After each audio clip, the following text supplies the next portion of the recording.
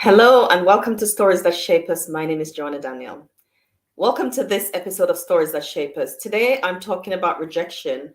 Well, not just today, I'm doing a whole series this week. So please follow the podcast wherever you listen, whether it's on Spotify or Apple Podcasts or here on YouTube. And I'm going to be doing throughout the week rejection. I'm going to talk about rejection, the impact of rejection.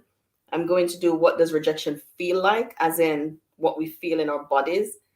Some things that we do when we feel rejected, some of the things that we do, some of the responses that we choose that are automatic when we feel rejected. What does Why does rejection hurt so much, and how we can overcome rejection? We're ending the week with how we can overcome rejection. And maybe I'll do something that connects rejection and boundaries. I think I've done that in the boundaries series, and maybe you can find it where you listen to podcasts. But I want to talk about rejection. I was speaking today, and I'm doing a whole series throughout the month of January in different places, in different areas. And today I was in Bristol. Next week I'm in Leeds, then I'm in Bath, then I'm in Bristol again. And I was impressed to add rejection, what we do when we feel abandoned, into that series.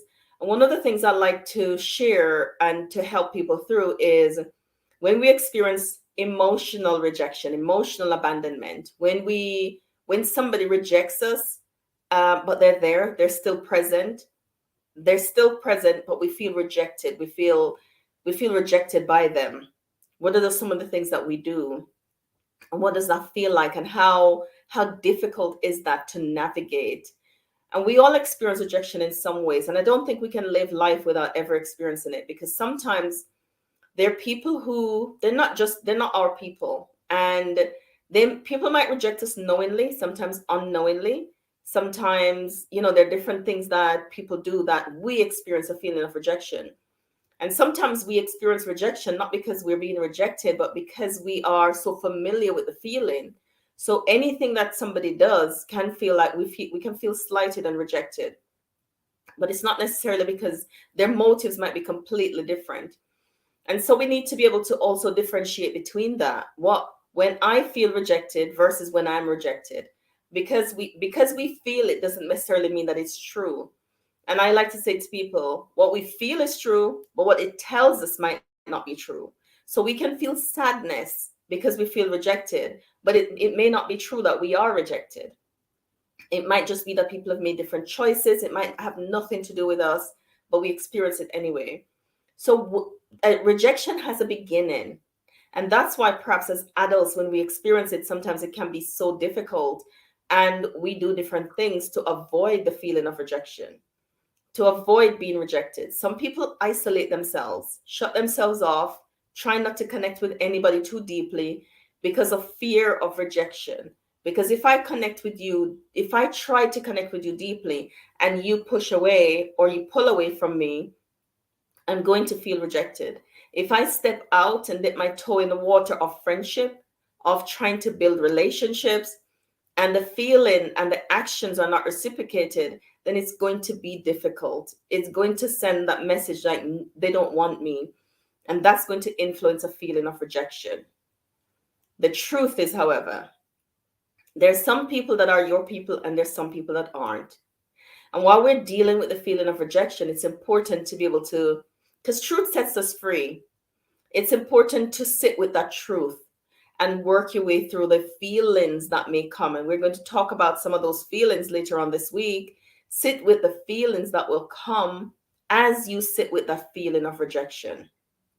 Because once again, I have to say, sometimes when you feel rejected, or even when you experience rejection and it is true that you are rejected, oftentimes it's not anything to do with you.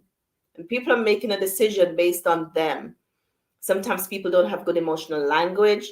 Sometimes people are not really good at setting boundaries. Sometimes people are not good at stating their needs. They're not good at stating their boundaries. They are not good at saying no because they have boundary issues. They're not good at saying no.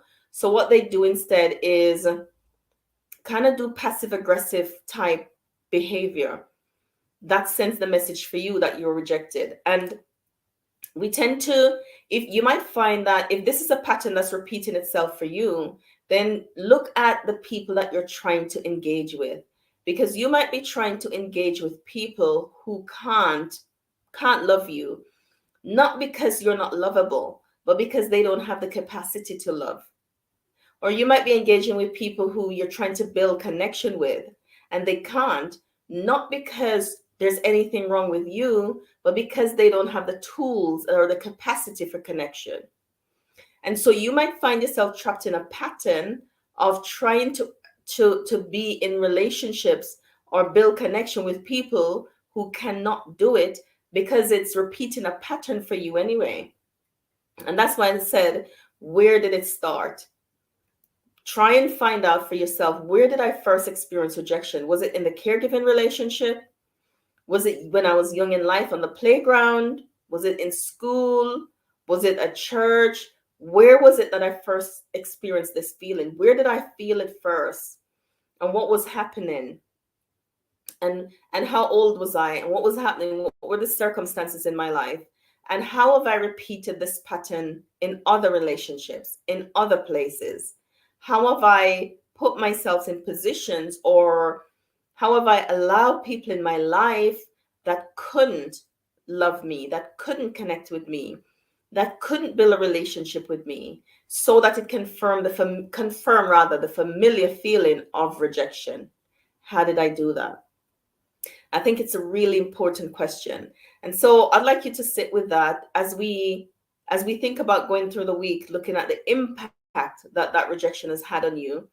And we're looking at, what does it feel like in our bodies? And the responses that we choose that was automatic. Now, when we're rejected in relationships that are close, when we're rejected in our romantic relationship, it can be extremely difficult when we're rejected. It leaves a